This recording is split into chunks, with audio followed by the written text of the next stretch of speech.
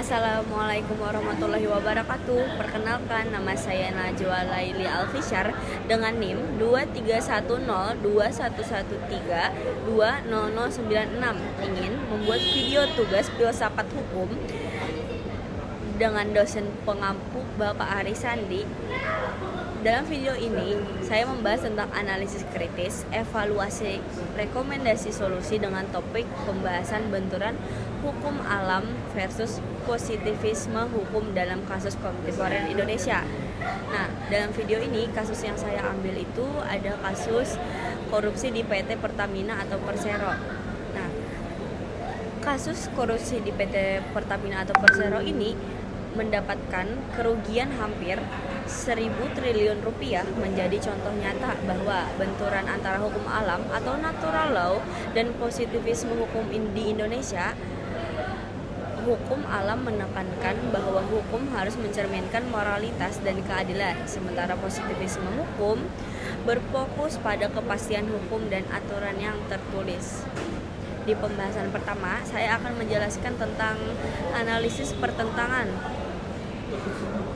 Analisis pertentangan dalam hukum alam yang dibahas dalam kasus ini di moralitas menuntut bahwa tindakan korupsi harus dihukum berat karena merugikan masyarakat dan negara. Hukum alam akan menilai bahwa tindakan tersebut melanggar prinsip keadilan dan moralitas.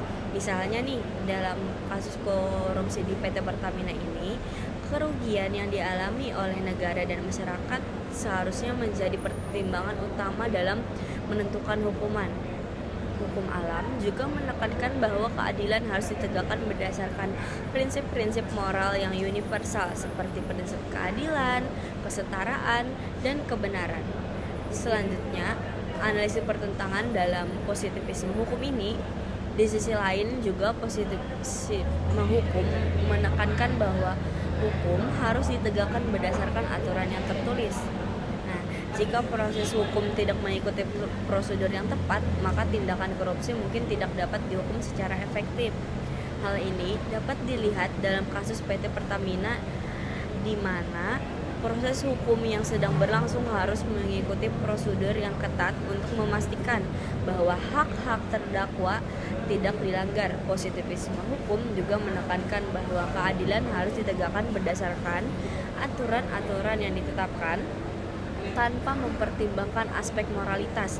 Selanjutnya, aku mau bahas nih di argumentasi kritis. Nah, di dalam argumentasi kritis ini menurut saya, yang pertama, hukum harus menyeimbangkan antara moralitas dan kepastian hukum.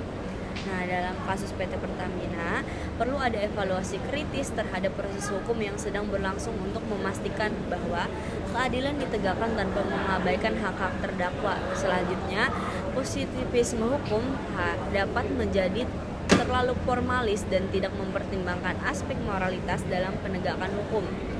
Nah, oleh karena itu perlu ada pendekatan yang lebih holistik dalam penegakan hukum yang mempertimbangkan baik aspek moralitas maupun kepastian hukum. Selanjutnya, ada di hukum alam dapat menjadi terlalu idealis dan tidak mempertimbangkan realitas sosial dan politik. Nah, oleh karena itu perlu ada pendekatan yang lebih pragmatis dan penegakan hukum yang mempertimbangkan baik aspek moralitas maupun realitas hukum dan politik. Selanjutnya, perlu adanya keseimbangan antara kebebasan individu dan kepentingan masyarakat dalam penegakan hukum. Dalam kasus Pertamina ini juga perlu ada evaluasi kritis terhadap proses hukum yang sedang berlangsung, yaitu untuk memastikan bahwa keadilan yang ditegakkan tanpa mengabaikan hak terdakwa. Terakhir, hukum harus dapat mengakomodasi perubahan sosial politik serta mempertimbangkan aspek-aspek seperti ekonomi dan budaya. Oleh karena itu, perlu ada pendekatan yang lebih dinamis dan dalam penegakan hukum dapat menyesuaikan diri dengan perubahan sosial dan politik. Selanjutnya, saya mau bahas di rekomendasi solusi nih. Menurut saya, di sini ada beberapa yang menurut saya bisa menjadi rekomendasi solusi dalam kasus PT Pertamina, korupsi PT Pertamina ini. Yang pertama, ada revisi undang-undang.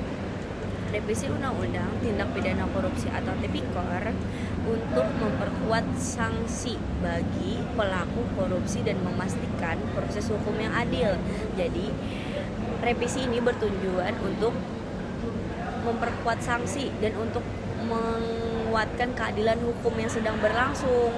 Selanjutnya, pengawasan independen meningkatkan pengawasan independen terhadap lembaga penegak hukum untuk mencegah penyalahgunaan kekuasaan.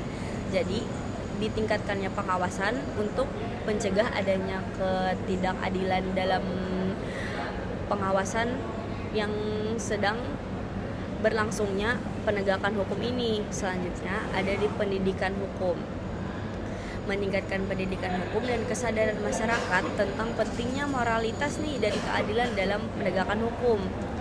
Jadi mungkin diadakannya sosialisasi atau apapun itu agar masyarakat lebih sadar dan tahu pentingnya moralitas dan keadilan dalam penegakan hukum.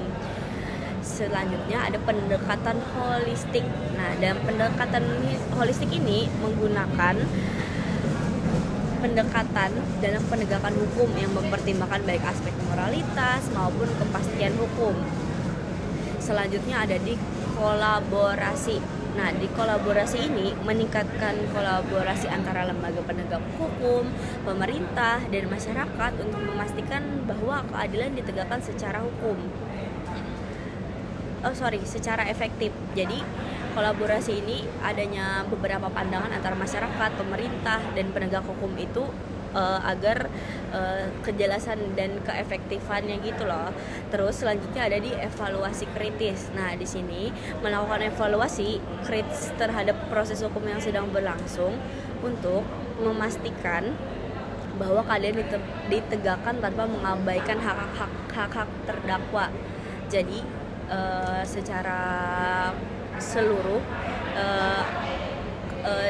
dikasih evaluasi kritis juga nih buat yang sedang melakukan penegakan hukumnya, bahwa tidak ada terjadinya kelalaian atau mengesampingkan hak-hak yang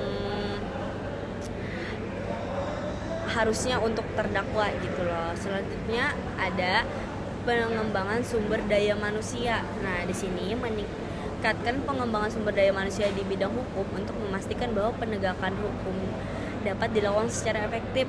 Lagi-lagi intinya mengembangkan ini hanya untuk keefektifan dalam proses penegakan hukum dalam kasus tindak pidana korupsi apapun, dan di sini salah satunya di PT korupsi di PT Pertamina ini. Selanjutnya ada di meningkatkan transparansi dalam penegakan hukum untuk memastikan bahwa proses hukum dapat diikuti oleh masyarakat. Maksudnya transparansi dapat dilihat, semua orang tahu dan jelas aja, semua orang bisa menilai. Jadi masyarakat pun diikut sertakan dalam proses penegakan hukum ini. Selanjutnya ada pengadilan dan independen, meningkatkan independensi pengadilan untuk memastikan bahwa keadilan dapat ditegakkan secara efektif. Selanjutnya ada penghargaan bagi pejabat yang jujur. Nah, memberikan penghargaan bagi pejabat yang jujur dan berintegritas dalam menjalankan tugasnya. Jadi di setiap ada pejabat atau para penegak hukum yang jujur dapat diberikan penghargaan yang dapat diapresiasi dari kejujuran beliau tersebut. Selanjutnya ada penguatan lembaga anti korupsi, menguatkan lembaga anti korupsi untuk memastikan bahwa korupsi dapat diberantas secara efektif. Jadi lembaga yang dibuat itu untuk mencegah dan mengefektifkan bahwa korupsi itu bisa diberantas gitu loh. Selanjutnya ada di meningkatkan kesadaran masyarakat tentang pentingnya moralitas dan keadilan dalam penegakan hukum. Selanjutnya ada pengembangan sistem hukum, mengembangkan sistem hukum yang lebih efektif dan efisien untuk memastikan bahwa keadilan dapat ditegakkan secara efektif. Selanjutnya ada pengawasan masyarakat, meningkatkan pengawasan masyarakat terhadap lembaga penegak hukum untuk memastikan bahwa keadilan dapat ditegakkan secara efektif. Jadi pengawasan masyarakat itu hak-hak masyarakat dapat membatasi pergerakan penegak hukum untuk tidak melakukan kesalahan wewenang atau pelanggaran wewenang. Selanjutnya ada di kerjasama internasional, meningkatkan kerjasama internasional untuk memastikan bahwa kejahatan lintas negara dapat diberantas secara efektif. Nah, dengan demikian, hukum dapat menyeimbangkan antara moralitas dan kepastian hukum sehingga dapat ditegakkan secara efektif. Sekian dari saya, Najwa Lely Alfisyar. Salah hilaf mohon maaf. Assalamualaikum warahmatullahi wabarakatuh.